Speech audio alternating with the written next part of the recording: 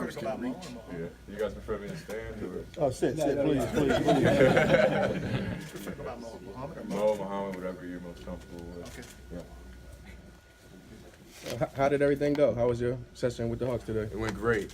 You know, they really pushed me and we did a lot of different stuff that they kind of envisioned me seeing, you know, how I dwell in their offense and their defensive schemes, and overall it was a great workout. What are your thoughts on Coach Pierce? Oh, I love Coach Pierce. You know, literally as I got on the plane to sort of leave LA where I was training to do this, do my workouts, I ran into Joel Embiid at the airport, and we were just sitting in the car just talking for about 45 minutes, and he was telling me about Coach Pierce and his whole defensive schemes and how he loves, you know, bigs like me. And he told me he thought personally that this was the best fit for me.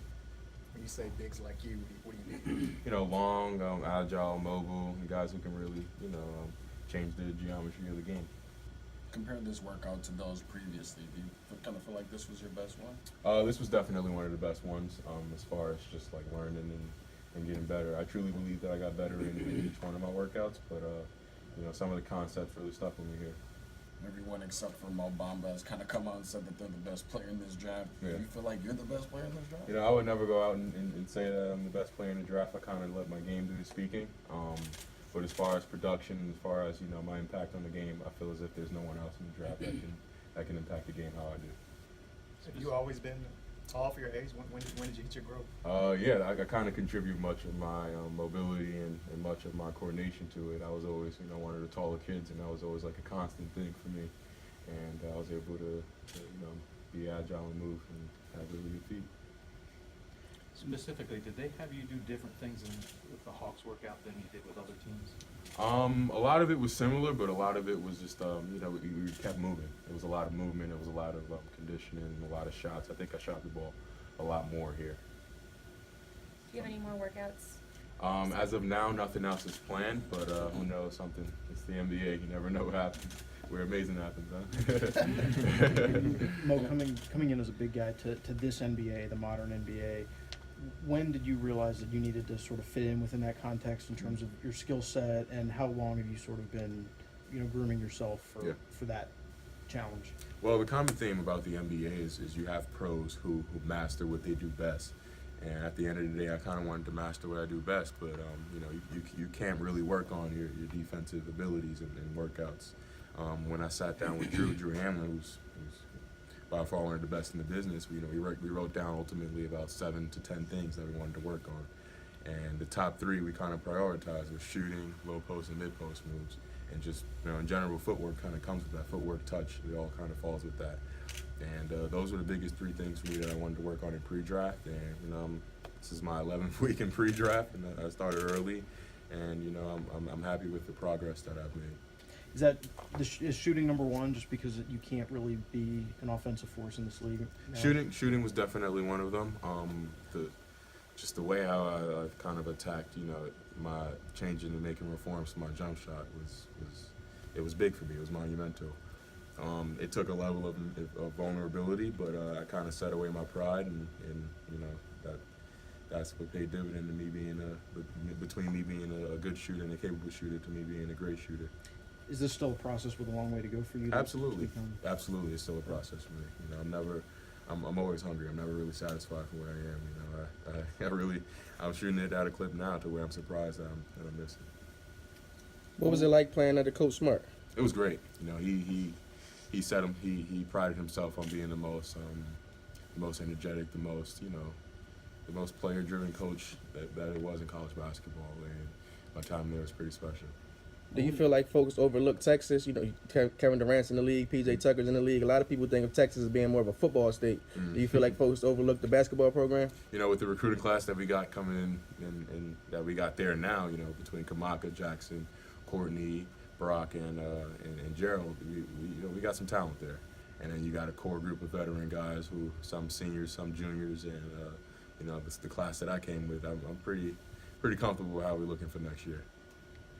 In a positive light, of course, especially considering your shooting, a lot of people are seeing things from you that they didn't necessarily see at Texas. Yeah. Why do you think that is? Was it the system, or what do you think that is? It wasn't necessarily the system. I just got in the mindset of doing whatever it takes for my team to win, whether if it was my shot blocking ability, my rim running ability, or whether if it was shooting or not. And, I just wanted to win. Is there a specific player that you kind of pattern your game after personally? There's no specific player that I kind of point towards. There's a lot of like the direction of the league. You got this positionless basketball going here, and I just kind of emulate as much as I can from different players. I heard you compared to Gobert a lot of it. You watched him much? Absolutely. As far as like my defensive instincts and my length and being able to switch, I can use his this defensive prowess and just build from it.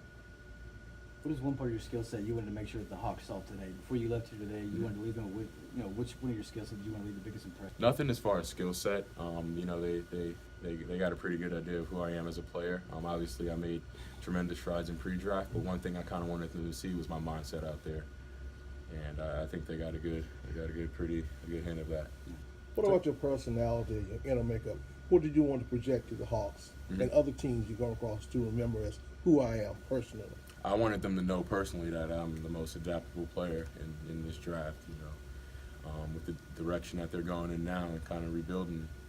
Coach hates that word rebuilding, but I really wanted them to know how I am as a player and how adaptable I am.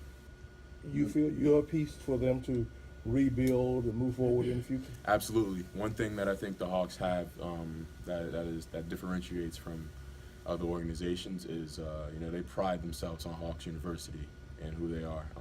And I truly believe that Hawks University is that bridge between potential and production out there on the court. And this is honestly the best place to sort of develop and come to terms with who I am as a player.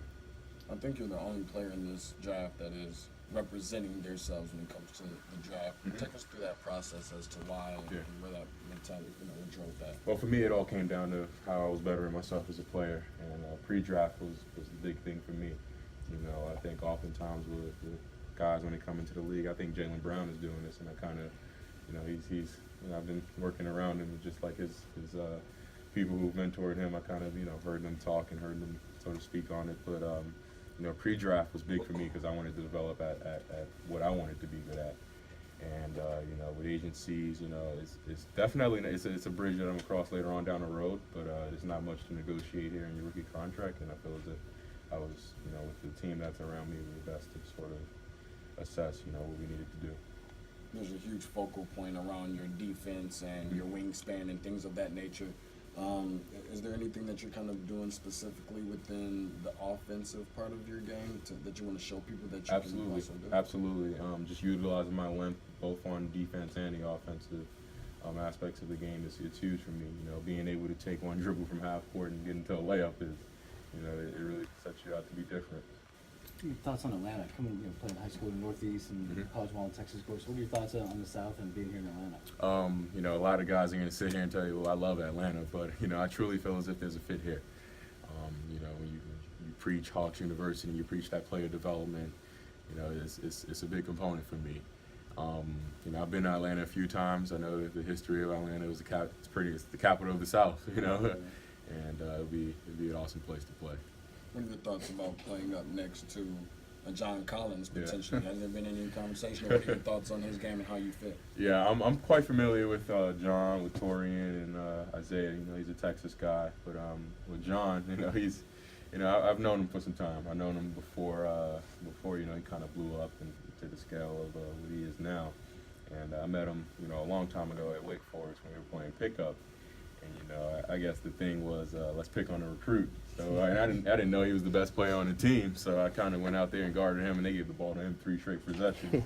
And it took me 3 possessions to figure out that they were trying to pick on me. But when I figured it out, it took me a while to figure it out, but I did. And but with John, he's kind of been there for me, just to sort of he's been there. He's been as helpful as anyone else with just what to expect coming into the league. I would lean on him, and he'd be a great guy to sort of be around, and just as a big brother. Looking forward to getting some get back from that pickup guy. Oh yeah, absolutely. I'm coming for you, John. When you talk about being adaptable, are there any systems you don't feel like you would fit in, or any teams? Honestly, No, with the direction of the league that it's going in, I really feel as if I can find my niche with any team. But you know, more so with some teams than the others, and the Hawks are one of them. Some of these solo practices Coach Pierce has got on the court with the guys. Did he do that with you today? No, Coach wasn't as quite as hands-on. He definitely sat back and watched it and watched a lot of the workout. And from what I hear, I think he was pretty impressed and pretty surprised on how much feel I had for the game and just my general touch and my offensive feel. You seem pretty excited, openly excited about the Hawks. Did you feel this before coming to practice today? I did. Or did you I have a really good couldn't- practice? To be honest, I couldn't really sleep last night because I was just so excited to get out there and just show what I can do and show why I'm the guy for this organization. If you are selected by the Hawks with the 3rd overall pick this year, it'll be kind of common to see the likes of Gucci Mane and Migos courtside at the games. What are you listening to pregame or as you're working out? A lot of that, you know, I'm listening to a lot of that stuff. You know, Atlanta music is big, you know, and I think I'm from New York, and so I listen to a lot of like Dave East, Hey Boogie, you know, 6ix9ine is the guy out of New York now. But you can sort of like get an appreciation for it because those Atlanta rappers, they stick together. Between Gucci, between the Migos, and between, you know, even Rich the Kid, he's one of the younger ones. But I listen to a lot of it, and listen to a lot of 21, and I got a friend that lives down here, James Banks, and he was just telling me, he was like, yeah, I can show you the streets that they always rap about. But it'd be real cool to just, you know, be down here and sort of just be around it, you know, for the culture.